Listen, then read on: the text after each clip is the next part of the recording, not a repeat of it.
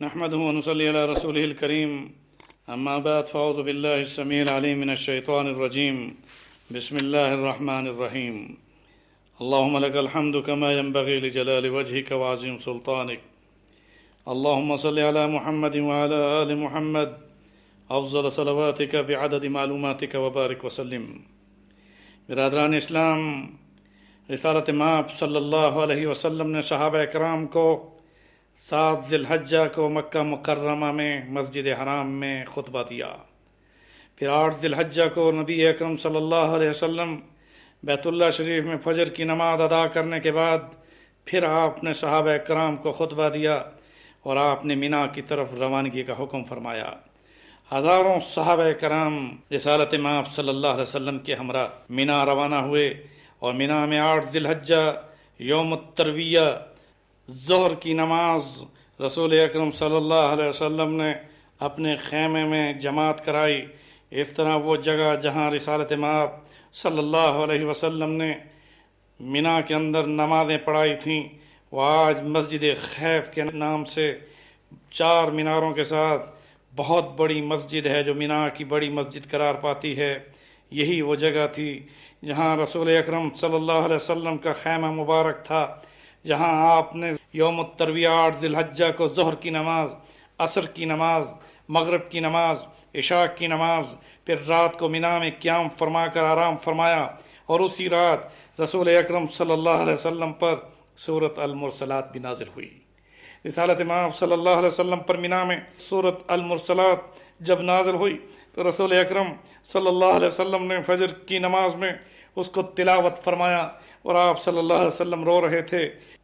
رسالت مآب صلی اللہ علیہ وسلم نے 9 ذی الحجہ یوم العرفہ فجر کی نماز مینا میں ادا فرمائی اور پھر جب سورج اچھی طرح سے نکل چکا تو رسول اکرم صلی اللہ علیہ وسلم بمائے صحابہ کرام کے مینا سے عرفات کی طرف روانہ ہوئے اور پھر وہاں جا کر سیدھا مقام عرفات مسجد نمرہ میں پہنچ کر رسول اکرم صلی اللہ علیہ وسلم نے اس مقام نمرہ میں آپ نے زوال سے قبل آرام فرمایا. اور زوال سے قبل آرام فرمانے پر آپ صلی اللہ علیہ وسلم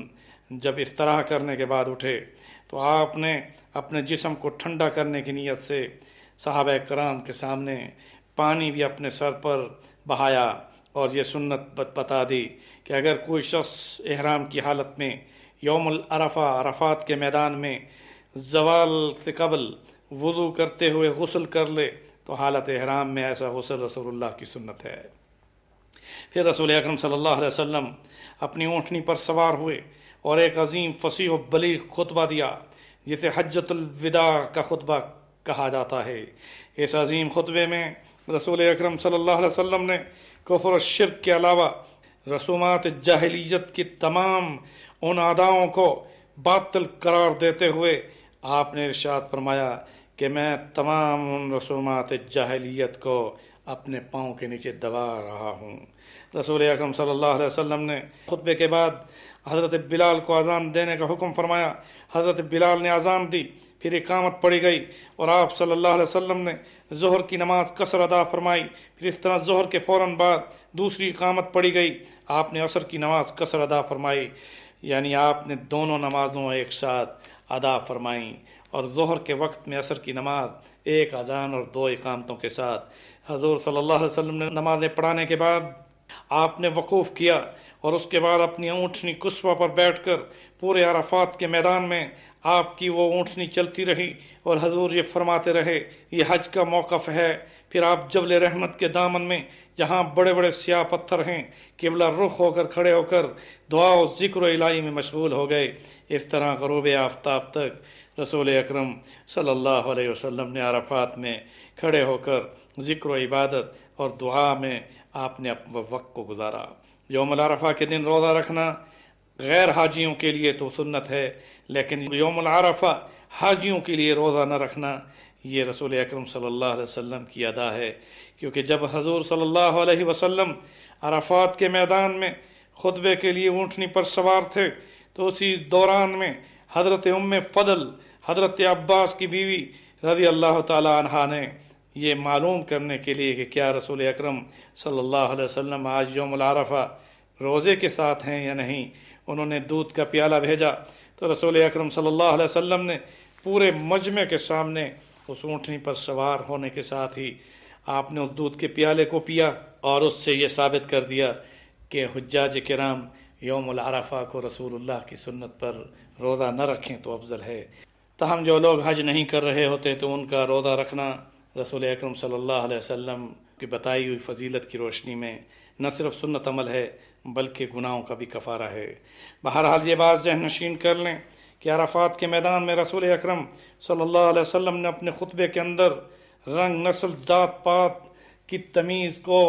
ختم کرتے ہوئے مساوات محمدی کا یہ درس دیا کہ کسی عربی کو اجمی پر، کسی اجمی کو عربی پر، کسی کالے کو گورے پر، کسی گورے کو کالے پر کوئی فضیلت نہیں الا بالتقوی،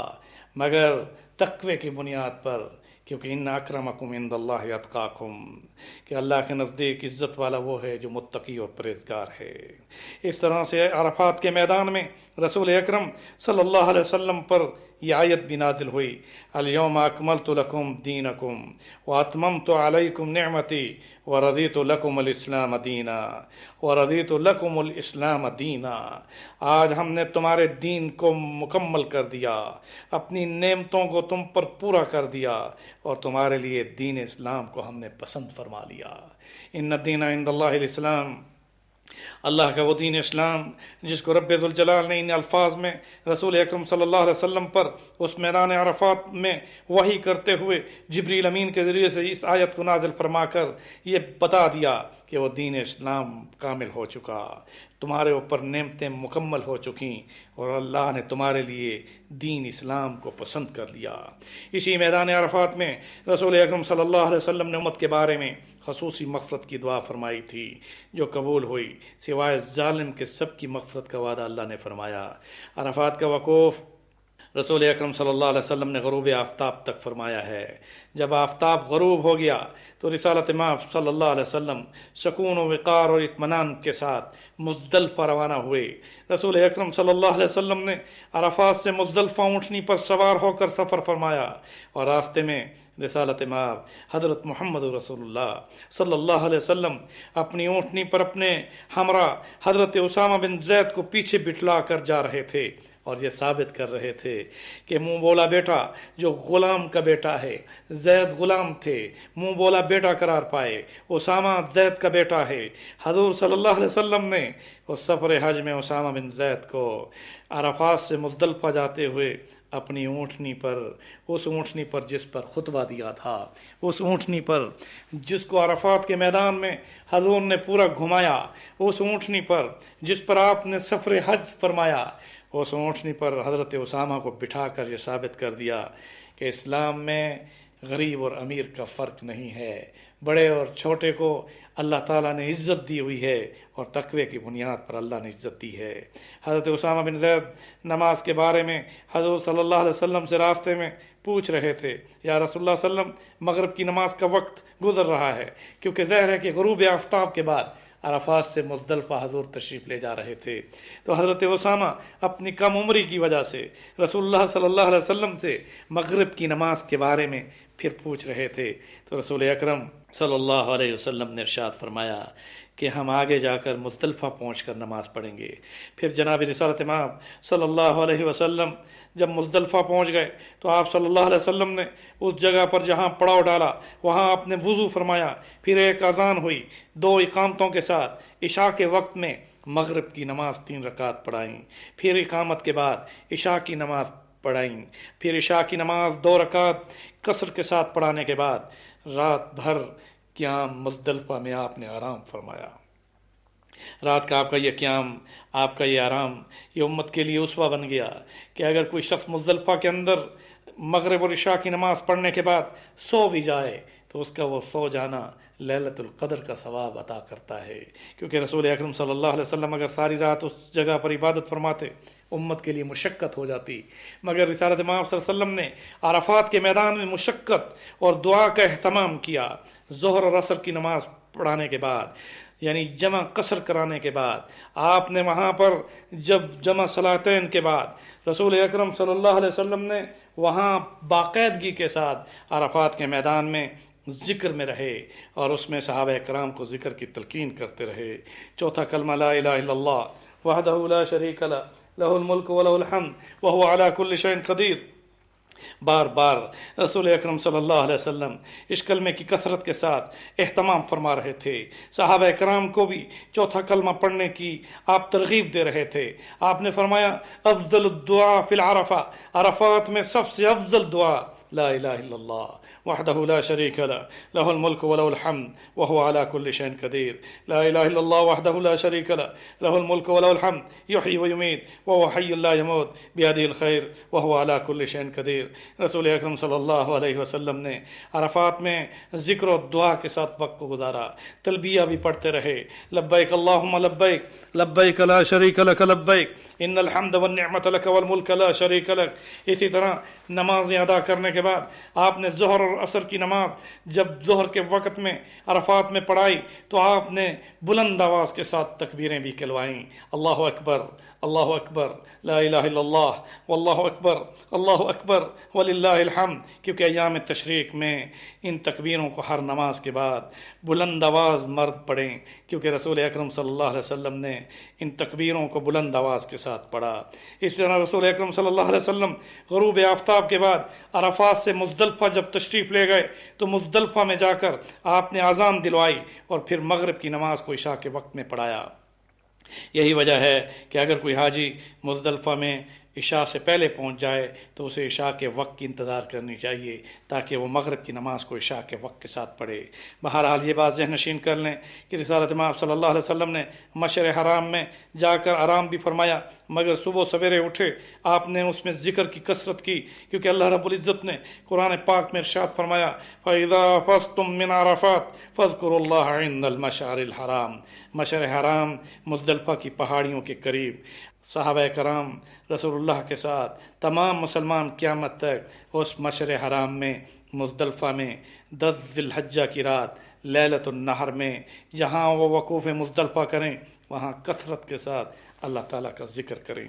رسول اکرم صلی اللہ علیہ وسلم نے وہاں پر ذکر کیا، دعا مانگی، امت کے حق میں مغفرت کی دعا اللہ تعالیٰ نے قبول فرمائی، اور 10 ذی الحجہ کو رسالت مآب صلی اللہ علیہ وسلم آفتاب کی کرنوں کے ساتھ ساتھ جس وقت کہ ابھی سورج طلوع نہیں ہوا تھا اس روشنی میں فجر کی نماز کے بعد وقوف کرنے کے بعد آپ صلی اللہ علیہ وسلم مزدلفہ سے مینا تشریف لے گئے۔ اس سفر میں رسالت مآب صلی اللہ علیہ وسلم نے اپنی اونٹنی پر آپ نے اپنے پیچھے حضرت فضل بن عباس کو پیچھے بٹھایا، جو آپ کے چچا حضرت عباس کے بیٹے تھے۔ آپ کے چچا زاد بھائی جن کا نام فضل بن عباس تھا، حضرت عباس کے بیٹے رسول اکرم صلی اللہ علیہ وسلم کی اسی اونٹنی پر جہاں پہلے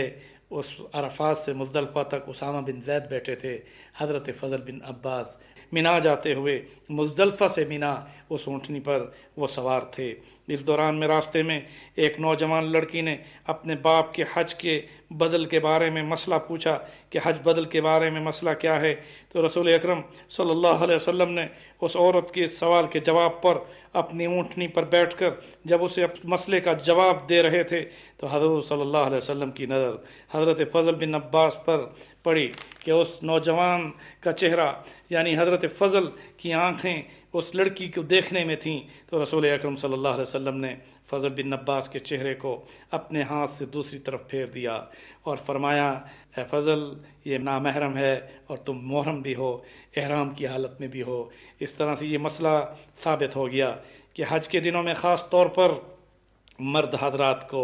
اپنے نگاہوں کو نیچا رکھنا چاہیے۔ اگر فضل بن عباس جیسی جلیل القدر صحابی جو حضور کے چچا کے بیٹے اور پھر اونٹنی پر بھی رسول اللہ صلی اللہ علیہ وسلم کے پیچھے بیٹھے ہوئے ہیں، حضور نے اس کی آنکھوں پر ہاتھ رکھ کر اس کے چہرے کو دوسری طرف پھیرتے ہوئے فرمایا کہ اے فضل نامحرم کو مت دیکھ، تو ظاہر ہے کہ اس بات کو واضح کر دیا کہ خاص طور پر احرام کی حالت میں کسی حاجی کو اپنی کھلی نگاہوں سے جان بوجھ کر کسی نامحرم عورت کو دیکھنے کا حق حاصل نہیں، اپنی نگاہوں کو نیچا رکھنا چاہیے۔ یہاں یہ بات واضح طور پر پھر میں بتاؤں گا کہ نامحرم عورت کا دیکھنا اسلام کی روح سے ویسے بھی ناجائز ہے، اس لیے حجاج کرام مرد و عورت دونوں اپنی نظروں کو نیچے رکھ کر